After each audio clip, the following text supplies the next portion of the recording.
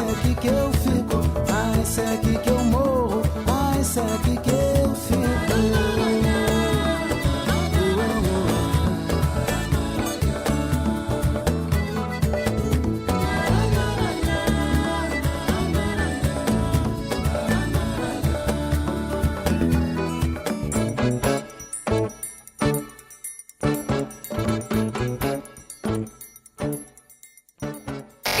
It's time for Africa World Hour with Tsepiso Makwetla. Stay tuned for insights, impact, and inspiration right here on Channel Africa. Available on the Channel Africa app.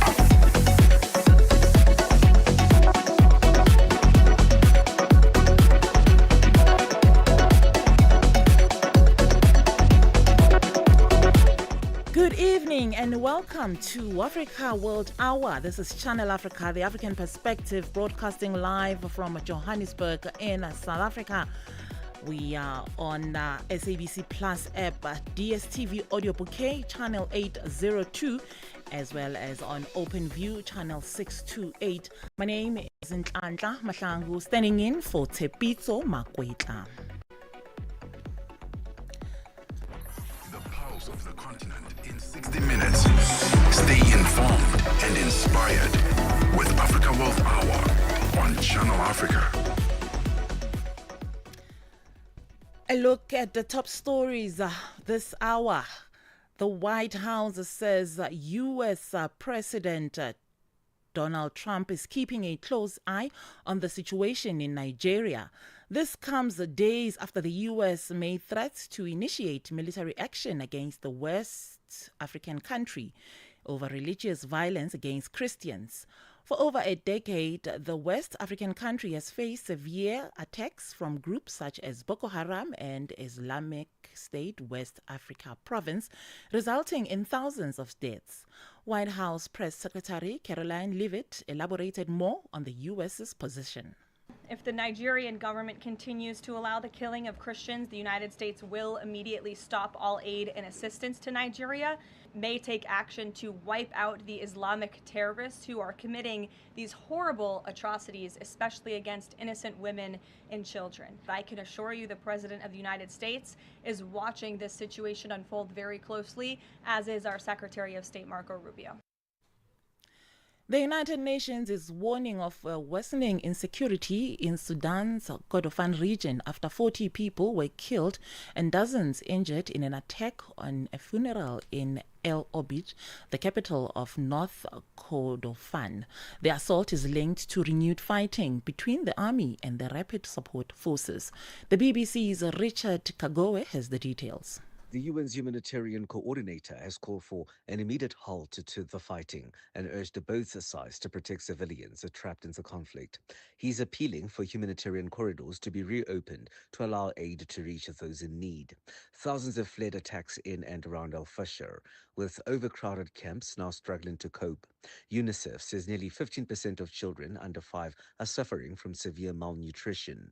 The UN Human Rights Chief, Volker Turk, told us the BBC that crimes against humanity have been committed and described the fall of Al-Fashir after an 18-month siege as horrific, urging massive international pressure to prevent more atrocities. Israel has confirmed the latest remains returned by Hamas under the Gaza ceasefire deal are those of a 19-year-old soldier. The latest return leaves 7 deceased hostages in Gaza and is another sign of progress in the fragile U.S.-brokered ceasefire. The BBC's Yolande Knell has the details. The return of the body of American-Israeli soldier Itay Chen for burial by his family is another sign of progress in the fragile US-brokered ceasefire. It leaves 7 deceased hostages in Gaza. For each Israeli hostage returned, Israel has been releasing the remains of 15 Palestinians. But without information or DNA testing, it's hard for Gazan families to identify missing loved ones. A text drafted by Washington for a UN resolution is widely circulating in the media. It would see a 2-year mandate for a transitional governance body and an international stabilization force in Gaza. A one-stop border post bill is being debated in South Africa's National Assembly, with lawmakers discussing its potential to improve border management. The bill aims to make it easier for people and goods to move legally across borders while cracking down on illegal activity. The bill's proponents argue that it could boost trade, ease congestion, and enhance South Africa's competitiveness in the region. Concerns were also raised about the bill's potential impact on security and human dignity at borders. Makashule Ghana is Rise Mzansi's chief organizer and National Assembly caucus whip. The cooperation at the SADC level, especially in our immediate neighbors, is very critical, because anyone that enters South Africa through the land border post, they then pass through the SADC region or then pass through our neighbors. You need to ensure that not only on the South African side, but also the borders of our neighboring countries with their neighbors. Those ones also need to work. That's how we're going to start having a lot more controlled migration, but also documented foreign nationals, which will, in a way, ease the tensions, especially in our country. And finally, South Africa has agreed to assume interim leadership of the Southern African Development Community SADC. This after Madagascar this week decided not to assume the rotating presidency of SADC, which ousted President Andry Rajoelina was supposed to hold until July 2026. The role includes hosting all SADC meetings and scheduled from this month. This development comes amid a potential crisis in Madagascar, where the African Union suspended the country following a military takeover after Parliament impeached President Andry Rajoelina in October 2025. Dr. Frank Likaba, senior lecturer in the University School of Governance. Madagascar has a challenge of a coup as it is, and a coup is against the protocols and principles governing the transitions under the AU and SADC. We know we have got the Lome Declaration specific on prohibition of unconstitutional changes of governments. So Madagascar as it is now is an illegitimate authority. It did not come into power through legitimate means. And as a result, I think Randrianirina is helping SADC to step aside and focus on what he needs to do and allow SADC to also observe process. Listen in on Channel Africa. Channel Africa, the African perspective. Indeed, you are on Channel Africa, the African perspective. You can follow us on our social media platforms for updates, highlights, and exclusive contents. On X, we are at Channel Africa 1. On Facebook, at Channel Africa. Instagram, at Channel Africa 1. TikTok, at Channel Africa 1, as well as YouTube at Channel Africa 1. You can also send us an SMS or WhatsApp to +27 784 4459, and you can also email us at newsroom@channelafrica.co.za. Southern Africa entrepreneur and executive chairman of Oppenheimer Generation Foundation, Jonathan Oppenheimer, has urged delegates attending the two-day South African Future Trust Summit to use it to build networks that will grow their businesses. The summit is in its third year and brings together top entrepreneurs and innovators, as well as change makers, as they share groundbreaking insights and strategies. Tutong Gobeni has more. The South African Future Trust Summit, SAFT, is taking place at the Sandton Convention Centre. The two-day event in its third year brings together top entrepreneurs, innovators, and change makers as they share groundbreaking insights and strategies. The summit is also hosting an exclusive exhibitions and high-impact networking sessions and a $1 million pitch finale. South African entrepreneur and executive chairman of Oppenheimer Generations Foundation, Jonathan Oppenheimer, has urged delegates attending the summit to use it to build networks that will grow their businesses further. 48 hours to be here. Make it valuable. Build the network. Make the connections. Make sure that these 48 hours create value for you. Don't come here and enjoy the good coffee and the great food. That's good. Do that, but the most important, use your time valuably to expand your network and make your business better. It's all about valuable use. Working with all spheres of society can change the future of the country. And we're the people who will get out there in front of us of everything and make the future for our country.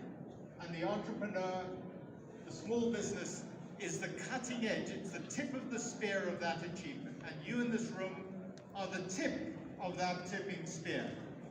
And I really, really believe that we, working with government, working with big business, working with communities, working with churches, working with religious groups, working with every single partner that we can find, can make the future of South Africa better than it is today. The summit this year is in partnership with Standard Bank. As part of day one of the summit, Jonathan Oppenheimer and Standard Bank's Chief Executive Officer for Business and Commercial Banking, Bill Blakey, opened the summit with a discussion on the importance of small-medium enterprises, SMEs, in driving economic growth in Africa and the role that institutions like Standard Bank and SAFT must play in empowering SMEs to reach their full potential. Jonathan and his father were absolutely groundbreaking in what they did in that very difficult time. They disbursed R1 billion. We did 250 million rand with that. That's a very significant contribution. In that context, protected 3,500 businesses, 22,000 employees. And the purpose of that is actually because it goes to Standard Bank's purpose. Standard Bank's purpose is Africa's our home, we drive her growth. And so there's complete alignment between what Jonathan talks about, unlocking the potential of entrepreneurs and entrepreneurial businesses. For Channel Africa News, I am Tutongo Bene in Johannesburg. Le monde entier a les yeux rivés sur Johannesburg. Les dirigeants des plus grandes économies mondiales se réunissent pour prendre des décisions qui façonneront les nations, les marchés et l'avenir. Vous savez déjà que Channel Africa sera sur place pour vous proposer des débats, des analyses et des points de vue essentiels. Suivez le sommet du G20 les 22 et 23 novembre en direct de l'Afrique. Restez connectés sur Channel Africa. Hi there. Do you want to elevate your business and give it a voice in South Africa and Africa as a whole? Well, in that case, let Channel Africa make this a possibility. Channel Africa is willing to advertise your business for as little as 30,000 rands or $1,719.18. To get access to these great rates, send all requests to mukwenata@SABC. That's MOKOENATA@SABC. Channel Africa, the African perspective. At the forefront, the most pressing issues on Africa World Hour with Tshepiso Makwetla. Channel Africa. We are live from Johannesburg in South Africa. You remember you can catch us live at SABC Plus app, DSTV Audio Bouquet, channel 802, as well as OpenView, channel 629. I am Nhlamhla Mahlangu, standing in for Tshepiso Makwetla. The Zimbabwe African People's Union, ZAPU, Secretary General Mthulisi Hanana has issued a rallying call to all Zimbabweans at home and abroad, urging them to mobilize against what he described as the governing ZANU-PF's push to extend President Emmerson Mnangagwa's tenure until 2030. Hanana emphasized that Mnangagwa, who assumed office in 2017, is constitutionally restricted to 2 terms. Meanwhile, a group of youths named the Movement for Economic Freedom, led by Agrippa Guti, says they are in support of the president's extension of the presidency. We now have both of them joining us to talk about their differing views. Maybe let's welcome both of them. Good evening, gentlemen, and welcome to the show. Good evening to you, and good evening to your listeners and viewers this evening. Thank you so much for hosting me here.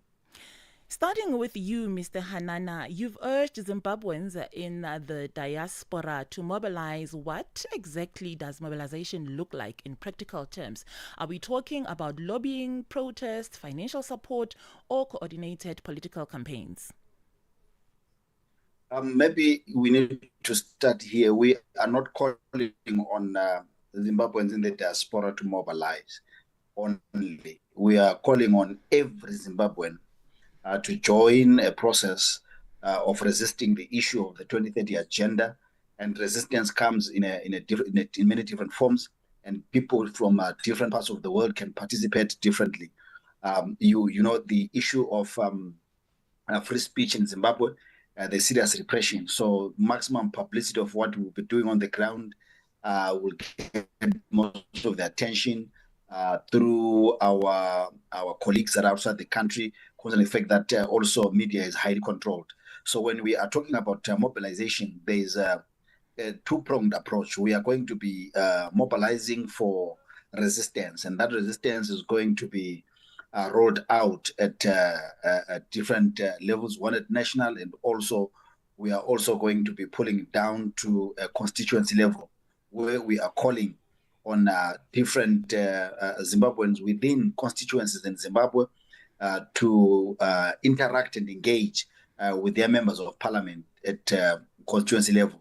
This is because at this point, indications are that the issue of Agenda 2030 will be tabled in Parliament, and members of Parliament will be expected to vote around the issue. So we are mobilizing people to go to their members of Parliament and express their displeasure, and also hold them accountable, because when we voted in 2023, we were voting against a 5-year term. And if the Parliament or the President or ZANU-PF wants to extend that term, they must come to the people. They must not circumvent the process of engaging people. Thank you. Maybe let's just talk about the reaction so far since you made this call. How have people reacted to this call?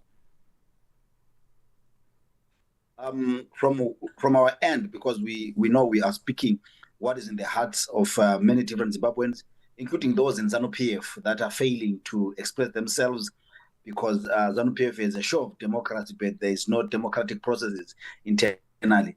The parties run through an iron fist. So after we made our call to mobilize for protests, we have been receiving a lot of support from and inquiries from a lot of Zimbabweans asking how they can participate, asking us to roll out the program of action so that they can locate themselves within that program and see how they can participate and assist. So this also is testament to the fact that we are making the right call. Zimbabweans are solidly behind us, and they are ready to express their dissatisfaction around the issue of Agenda 2030. Given ZAPU's limited representation in Parliament, how then do you plan to build enough political pressure to resist constitutional changes that might favor President Mnangagwa? One most important thing is that there's nothing in the last few years that seems to be uniting Zimbabweans around a cause like the need to resist the Agenda 2030. So what you realize is that ZAPU is not really inventing the wheel here. We are just providing leadership. We're just providing a platform for every Zimbabwean to converge, for every political player and political actor to converge after the process where ZANU-PF decimated opposition. So we are just creating of Zimbabwe to participate in the process of resisting 2030. We're creating a platform for the people of Zimbabwe to come on board and resist this Agenda 2030 machination. Thank you. And Mr. Hanana, are you by any chance in talks with other opposition movements or even civil society groups to form a united front on this issue? And if so, are you in a position to tell us which organizations are involved? At the moment, we are still engaging with different political actors and stakeholders in the country. Maybe for starters, ZAPU has always been in the forefront of calling for unity or of calling for coalitions. At the moment, we also have a Kukurahundi Justice Alliance that seeks to deal with the issue of the Zimbabwe genocide, or what others would want to say a material genocide, but it was a national genocide. So we have a group of about 15 political parties that are involved in that. We're also reaching out to them to extend our approach, to extend our thrust beyond the issue of Kukurahundi.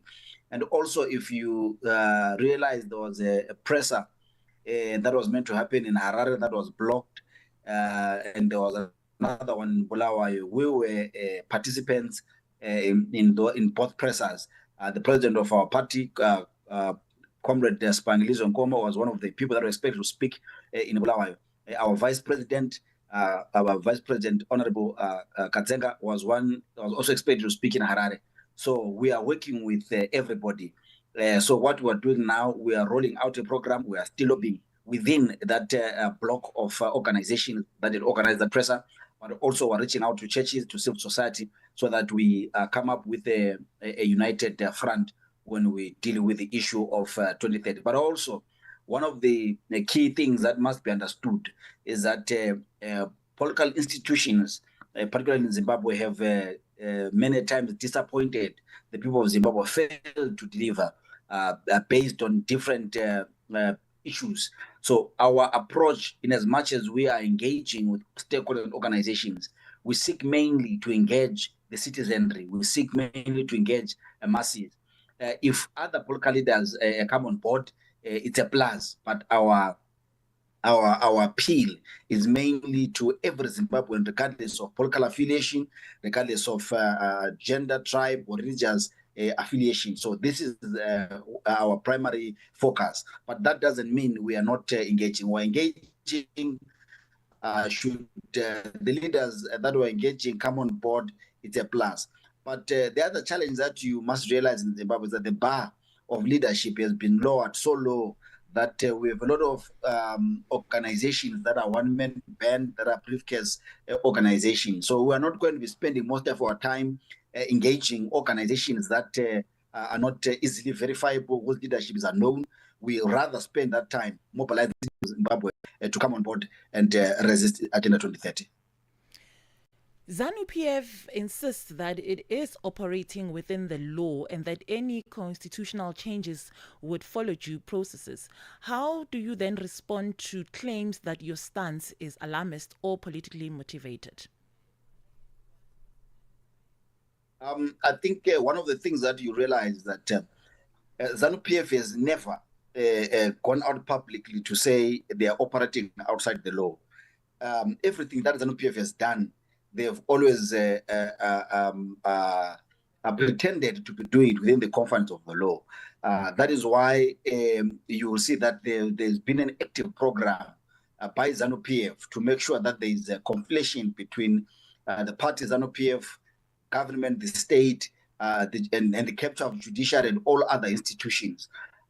This is because ZANU-PF wants to capture every institution so that the people of Zimbabwe find themselves with no way where they can engage and get proper redress and recourse for some of these actions. I'll give simple examples. We have people like Job Sikala. They were detained and denied bail for almost 2 years in politically motivated cases. And also you have people like Jacob Ngarivume, they've also been arrested. You have Hopol Chingono. So everything that the ZANU-PF does, they'll take it to the court, but they know that they've captured the court. We have the Chief Justice Malaba, who should have been retired by now, but and still in the apex of the justice system of the country. So this shows that ZANU-PF has to make sure that they use the law to fight in the courts, primarily to fight political battles and to weaponize the law and to score points against opposition or anyone who seeks to oppose them. So ZANU-PF can argue that they are doing everything within the confines of the law. But when you then scrutinize how the law is being abused in the country, you'll discover that the Constitution of Zimbabwe has been abused by ZANU-PF in many cases. So we cannot take their word for it. They have a history of bastardizing the constitution. That's why instead of aligning the laws of the land to the 2013 constitution, they have done more of amending that constitution before aligning it. So we cannot take their word for it. Let me bring in Agrippa Guti from the Movement for Economic Freedom, which has come out in support of President Emmerson Mnangagwa's continued leadership beyond 2028. Mr. Agrippa, can you explain why your movement believes extending his term to 2030 is necessary for Zimbabwe's progress?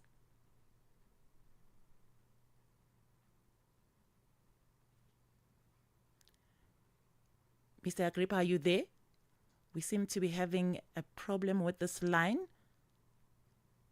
We've got on the line Agrippa Guti from the Movement for Economic Freedom, as well as the Secretary General of the Zimbabwe African People's Union, Mr. Mthulisi Hanana. Mr. Agrippa, are you there? Yes, I'm here. I can hear you. Great. Thank you so much for taking your time and joining us. Now, the Movement for Economic Freedom has come out in support of President Emmerson Mnangagwa's continued leadership beyond 2028.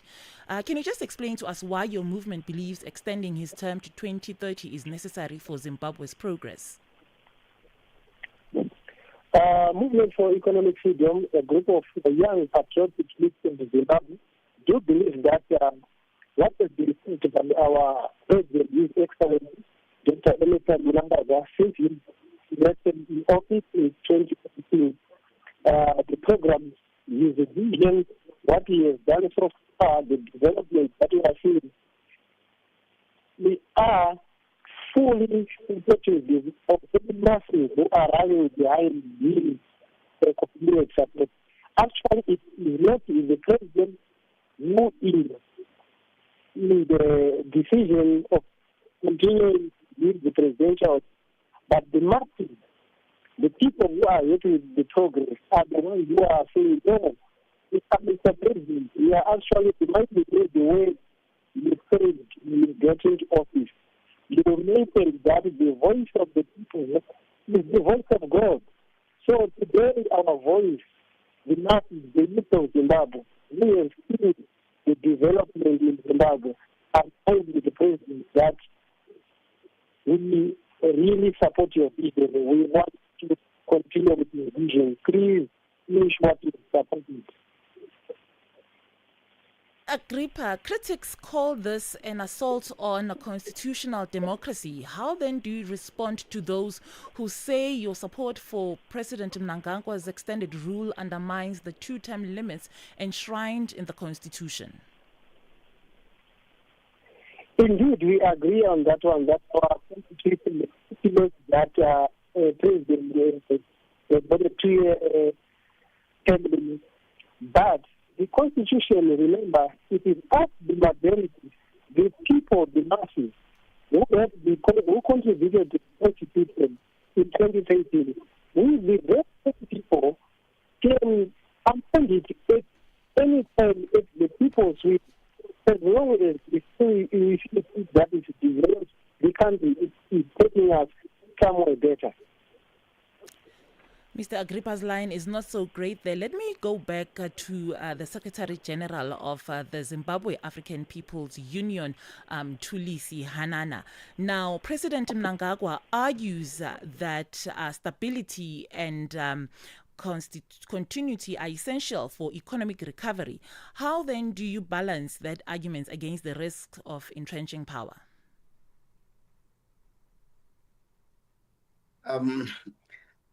I don't see how calling for elections in the country or abiding by the constitution can be viewed, or constitutionalism can be viewed as a source of instability.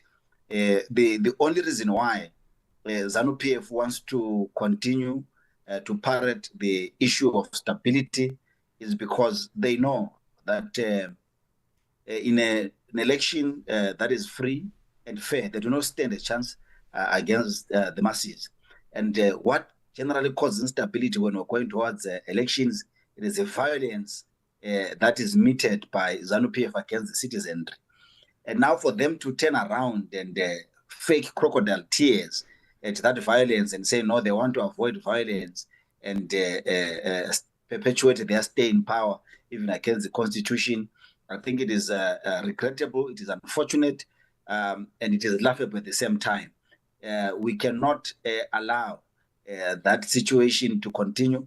Actually, what is going to bring uncertainty and instability, it is what ZANU-PF is attempting to do, to go against the constitution that the people of Zimbabwe and their numbers and their majority voted for in 2013. That is what will cause instability.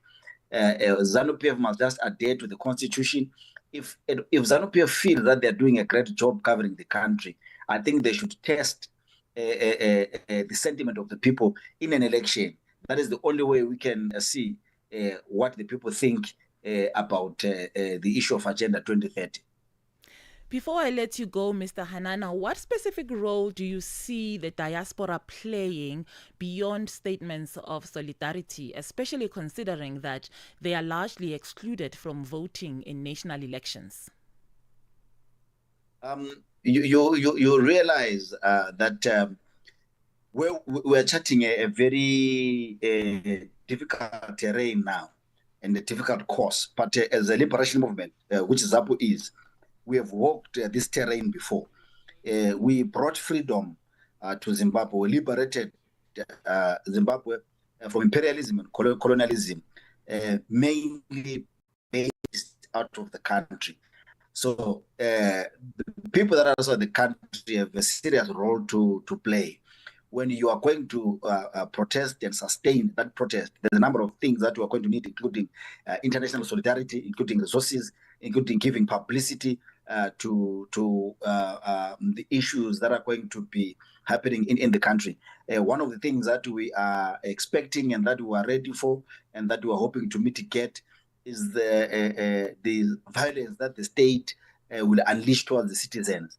And we need the people that are in the diaspora to also make sure that should we get there, they are ready to publicize what is going to be happening so that the international community can also try and assist the people of Zimbabwe. But I also want to say that for far too long, as Zimbabweans, we have been waiting for international and regional blocs to assist Zimbabwe. I mean, when we came from the 2020 elections, we were waiting. We were made to believe that SADC was on the way to help us. I want to say to the people of Zimbabwe that generally help doesn't seem to be on the way. Considering also what we saw in Tanzania, where 800 people are dead, but global body, regional bodies like African Union congratulated the dictator there, Madam Zulu, and it pronounced the election free and fair. It's a sign that regional bodies don't care about what happens in sovereign states. So as Zimbabweans, if we are going to wait for a savior that is going to come from somewhere, that savior will not come. You and I are the saviors of our country, regardless of where you are based, regardless of where you are located. You have a role to play, even if it means tweeting, sending resources, whatever role you can play. We're encouraging people back home, who, by the way, largely depend on our diaspora remittances to survive.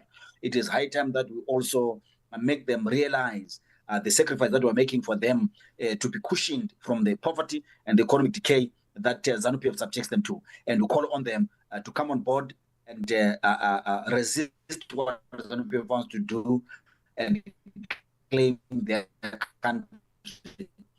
It is not right for us as the people of Zimbabwe to what. Thank you. Maybe as a parting shot there, Mr. Agrippa, do you see this proposal as a constitutional amendment or simply a political expression of confidence in President Mnangagwa's leadership? Yes, we do have much confidence in talent. Since implementing the duty around 21 to 7 billion. Now the region 2020 is using process through the national development strategy. Now, national development strategy they are giving that we need to support the president's vision, the massive vision for him to extend change in the future to whatever started. It's not a constitutional value that it is free of the people. The people have spoken. We're going to have to leave it there. The line is not so great. But, gentlemen, thank you so much for taking your time and talking to us on Africa World Hour. That was Zimbabwe's African People's Union ZAPRU Secretary General Mthulisi Hanana, as well as Agrippa Gudi, leader of the Movement for Economic Freedom of Zimbabwe. Got something to say? Are you passionate about issues that matter? Do you have a voice that deserves to be heard? Well, we've got the perfect platform for you. Call in or drop us a WhatsApp on +27 63 406 9126 and we will call you back so you could have your say and be part of the conversation. 30 years of age. I just turned 30 on the 15th of November. So yeah, that's who I am, you know. It's not just talk, it's your chance to air your views. Share your opinion. Engage with a community that values your perspective. Follow us on our social media. Visit our website at www.channelafrica.co.za and get ready to share your views on Channel Africa, the African perspective. Africa World Hour. Africa World Hour. Unpacking global headlines from an African perspective. Indeed, you can follow us on social media for updates, highlights, and exclusive content. Or you can follow on X at Channel Africa 1, on Facebook at Channel Africa 1, Instagram Channel Africa 1, TikTok at Channel Africa 1, YouTube at Channel Africa 1. You can also send us a WhatsApp to +27 63 406 9126. I am Nhlamhla Mahlangu, standing in for Tshepiso Makwetla. In a move filled with symbolism and national pride, Morocco has declared a public holiday to celebrate a major diplomatic victory with the United Nations approval of its plan for Western Sahara. The UN endorsement marks a turning point in the decade-long dispute over the territory, which Morocco claimed as its own, but which also the Polisario Front has long sought to make independent. Across the country, Moroccans have taken to the streets in celebration, waving flags and praising what officials are calling a historic recognition of Morocco's sovereignty and stability in the region. For more on this, we are joined by Benji Schulman, Executive Director at Middle East Africa Research Institute. Mr. Schulman, thank you so much for taking your time and joining us on Africa World Hour. Thank you, Mahlangu. Very good to be here. Morocco's decision to declare a national holiday following the UN's approval of its Western Sahara's plan is being hailed as a diplomatic triumph. From your perspective, just how significant is this development from both symbolically and geopolitically? Yeah, I think it is a significant move, especially because it is the UN Security Council. And this has been the position of Morocco for many years, that they have wanted an autonomy for their control, their sovereignty. The UN position was always that this thing should be decided via a referendum, but that has never really been able to be agreed on between the Polisario Front and Morocco, and so this thing was stuck in limbo for many years. And so now having this resolution, this sort of tilts the balance towards the Moroccan side of the equation. The Western Sahara issue has been on the UN agenda for decades. What does this latest endorsement mean for the long-standing question of sovereignty versus self-determination in the region? Yeah, so I think it does tilt things in a specific way. You know, the two big players on the continent that were always very much in the Polisario corner was the Algerians, and of course it's been the South African position that Morocco is the last remaining colonizer on the continent. because they're in Western Sahara, and that they were backing independence of Western Sahara from Morocco. So obviously, this deal would not allow for independence. It does allow for autonomy, but effectively, it keeps the the area, the territory within Moroccan control, and so that would probably, should this plan be accepted by the global community completely, mean that Western Sahara would not be independent.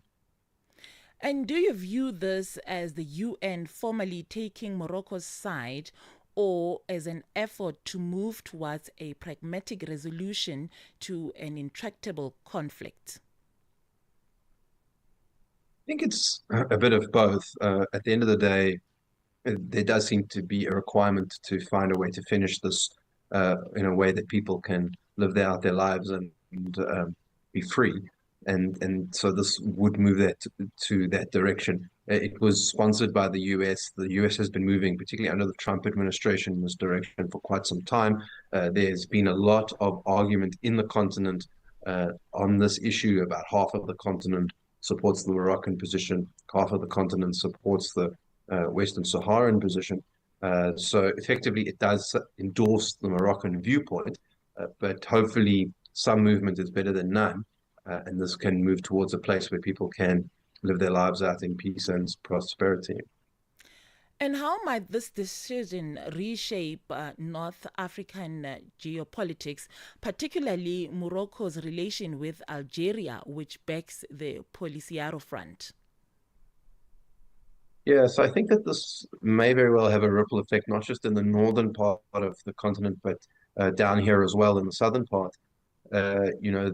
Basically most of the countries that were supportive of Western Sahara, besides Algeria, were southern African countries, South Africa included, but a lot of other countries in the sort of SADC region, etc. So I think that this is a move, and it is being backed in the UN, so it might very well split politics of the AU considerably. I can't see the Algerians changing position here. They are very wedded to the Western Saharan position, and I don't think they necessarily have an incentive to shift position. So it may entrench those positions, and the big risk, of course, is that if the Polisario Front completely reject this, that this might cause violence to spring up in that area again as well.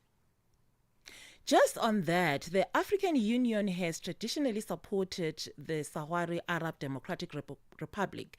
Does this not risk deepening divisions between the UN and the AU on this issue?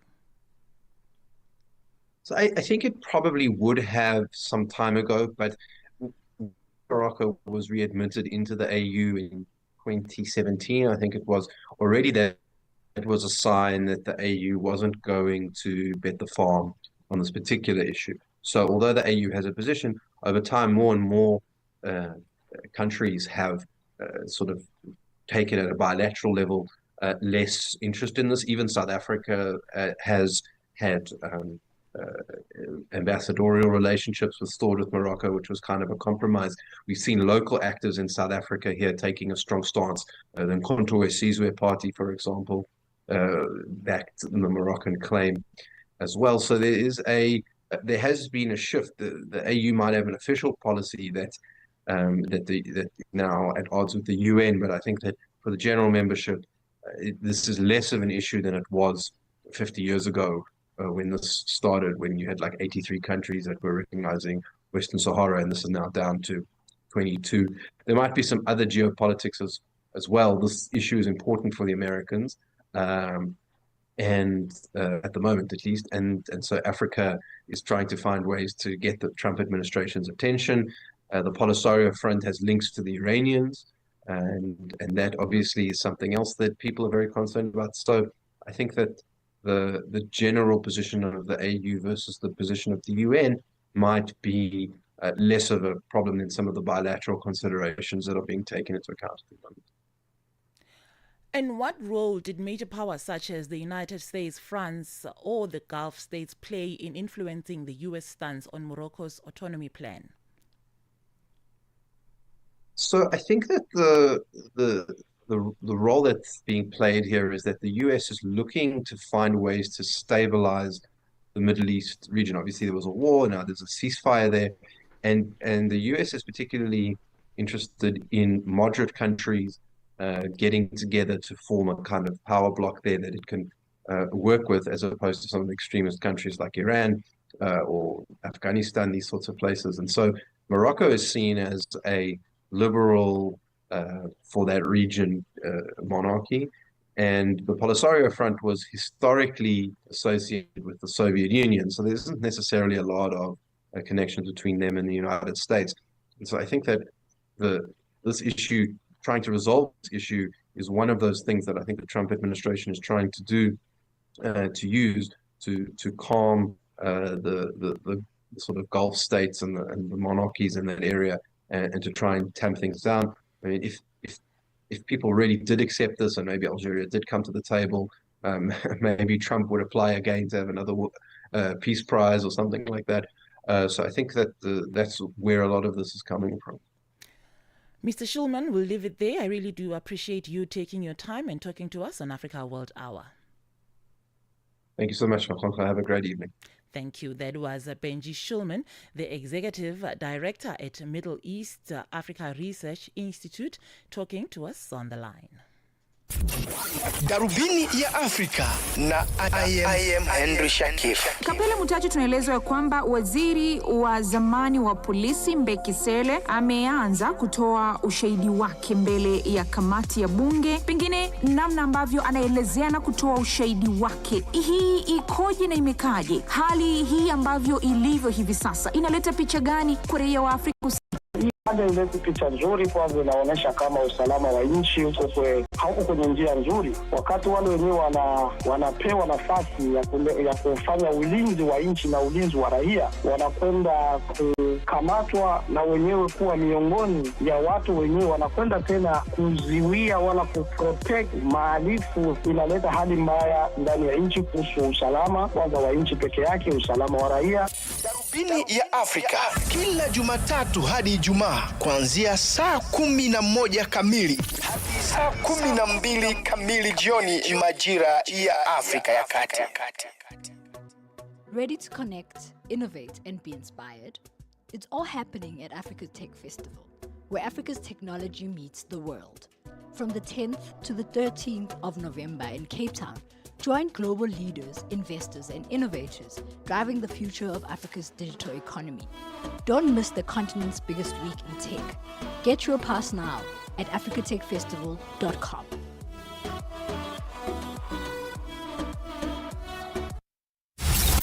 Africa World Hour. Africa World Hour. Unpacking global headlines from an African perspective.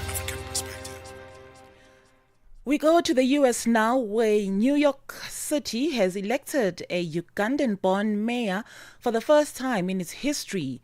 Zohan Mamdani, a 34-year-old democratic socialist and son of Ugandan immigrant, has swept to victory in a race that's shaken up America's political landscape. His win marks a new chapter, not just for New York, but for immigrant and progressive voices across the United States, as Democrats celebrate key victories in races nationwide. To talk more about this, we have on the line John Pfeffer, Director of Foreign Policy in Focus at the Institute for Policy Studies in the United States. Good evening, Mr. John, and thank you so much for taking your time and joining us on Africa World Hour. Thank you for having me on the show. Zohan Mamdani's victory in New York as a Ugandan-born, self-described socialist marks a major shift in the U.S. urban politics. What does this tell us about the direction of American progressivism in heading into the next national election cycle? Well, certainly it is a sign that Americans are fed up with the Trump administration. But if you take into account the other electoral victories yesterday, the governor's race in Virginia, the governor's race in New Jersey, redistricting in California, but those, generally speaking, are kind of centrist moderate states. New York, of course, is a little different. New York City is very multicultural. There are segments of New York City that are very progressive. So his victory, Mamdani's victory in New York as a democratic socialist, certainly reflects the political character of New York and how people in New York are fed up with centrism in the Democratic Party. It doesn't necessarily suggest that all the rest of the country is just excited to go in the same direction in the lead up to, say, next year's midterm elections. Mamdani directly challenged President Donald Trump in his victory speech.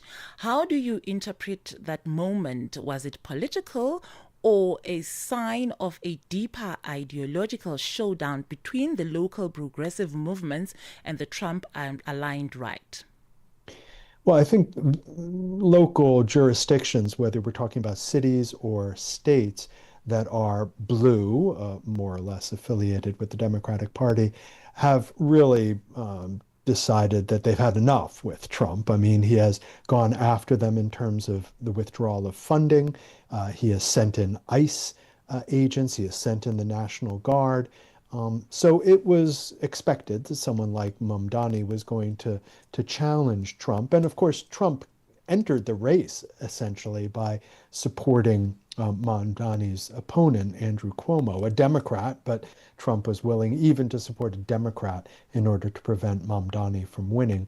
So it was both ideological, but also, I think, of course, it reflects a much deeper split between kind of cities and the needs of cities and states over kind of Trump's very personalistic and autocratic style and his effort to basically destroy any political opposition to his rule. And President Trump's influence remains strong nationally despite several legal and political challenges. How do victories like Mamdani's affect Trump's narrative of a silent majority supporting him? Well, it's tough to really justify that narrative coming from the White House. I mean, Trump's popularity rating, it hovers anywhere between 37 and 42, maybe 43%. He doesn't even get close to 50%. So there is still a kind of strong minority support for Trump. There's still a strong support within the Republican Party, upwards of 85, as much as 90% of the Republican Party remains behind Trump. But certainly Democrats don't, and an increasing number of independents have abandoned any support for Trump. So he is in difficult political waters at the moment. I mean, he doesn't have to worry, of course, until the midterms and the possibility that the Republicans will lose either one or both houses of Congress. And then again, in terms of his own position, well, he shouldn't, of course, be allowed to run again according to our Constitution, but he has made noises about running again anyway. But given the lack of a majority support for him, it would be hard to imagine that the country would again rally behind him and vote him back into office. And could this wave of Democratic wins in key races indicate voter fatigue with Trump-style populism, or is it more of a localized rejection of specific policies? Well, there's no voter fatigue, let's put it that way. I mean, the turnout was huge. I mean, it was double the amount in New York in the mayoral race than the previous mayoral contest. People are coming out in droves in order to vote. They feel very strongly that they should have a voice in American governance. And this is something that, well, Trump doesn't really believe in, since he doesn't even take into account congressional voices, much less the voices of the public. So I think that voters are, of course, upset about the general trends in America. They're upset about executive overreach by Trump. They're upset about his cancellation of programs, money that is going to healthcare and food and heating assistance throughout the United States. They're very concerned about the rising prices. They're worried about his erratic leadership and his leadership style. So there are lots of reasons why people are going to the polls. What they've needed up until now is, a clearly articulated alternative, and they're starting to get that. Obviously, the alternative put forward in New York was the most stark or the starkest example of alternative leadership offered by Mamdani, but even centrist alternatives offered by the governors in Virginia and New Jersey are more appealing to voters right now than Trump-style extremism. Mamdani's election, a Ugandan-born Muslim mayor in America's biggest city, has symbolic resonance beyond U.S. borders. How might this affect America's image internationally, especially across Africa and the Middle East? Well, unfortunately, it is Trump in the White House who really sets the tone for how America is being received overseas. And that's because it's his policies, his executive policies and decisions that determine American policy for the most part overseas. A mayor, can have some impact, just as, say, Gavin Newsom as the governor of California, which is a huge state. He too can have impact to a certain extent, can serve as a counterbalance to what Trump is doing in the White House. But there are obvious limits to that. I think people overseas recognize that New York is a city, not the country, and that it is in many ways an exemplary city, very multicultural, very liberal in its attitudes, and doesn't reflect necessarily the attitudes of everyone else in the country. Nevertheless, it's an important sign also for folks who have been very upset over what's happening in Gaza, because Mamdani has been pretty clear about his opposition to Israeli government policies. And so I think it sends a strong signal that not everybody in the United States agrees with Donald Trump on foreign policy issues. And that, I think, is useful as we head into future elections that will determine perhaps a change in course in U.S. policy. Mr. Fefa, we'll leave it there. I really appreciate you taking your time and joining us on Africa World Hour. Thank you very much for having me on the show. That was John Fefa, Director for Foreign Policy in Focus at the Institute for Policy Studies in the United States, talking to us on the line. And it's that time of the evening where I welcome Shayla into studio to tell us about what's coming up on African Diaries between 2200 and midnight. Shayla, good evening. Hello. What have you got in store for us? Ma'am, firstly, it's so nice to be sitting across you. This seldomly happens. Let's talk relationships. So we're talking romance and relationship dynamics. And in the first hour, we are looking at couples who decided with their chest that they're going to publicize their romance, okay? So all of us, we're invested now, okay? It's everybody. We are all jolly. We're all dating together. When they break up, do they owe us an explanation? Yes. What? They do? Yes. So it's a must. It's a must. Because we are now invested. We were following them. We got to know what they were up to. Yeah. So you can't just leave us in the dark. That's why most of them, I've seen a couple issue statements announcing their separation. So I think that's the trend now. Yeah, but is it a necessity? And I'm asking this because they never asked for our time. That's the reality. I mean, we all started dating together. We saw their first date. We saw them get excited, getting ready for the date. But they never said, come and follow us. We chose that. The fact that they're putting it out there for all of us to see, you could take that as... come, see what we're doing. Yes. Okay. So in the first hour, that's what we talk about. In the second hour of the show, we look at blood compatibility. Nhlamhla, I have never, in my whole living lifestyle, I've never thought of my partner's DNA and whether it's best suited for us to procreate children that will make sense. Have you ever thought of that? Not at all. Like if you're blood type A positive or B negative, what does this mean when we're coming together? There is a school of thought that says that is very important. when you are scouting for a partner, it's not just about chemistry and how we're compatible. Do we understand each other? Can we learn from each other? It's also, does your blood connect? Is the reality. And so we have an opportunity to speak to a Ugandan expert on that.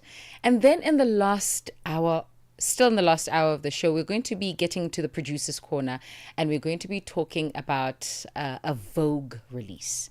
So I think some 8 days ago, Vogue put out an article that said having a boyfriend is problematic. You don't mention things like that. Like it's not the chat of the town. Like it's almost embarrassing. In actual fact, the argument here is that it's embarrassing.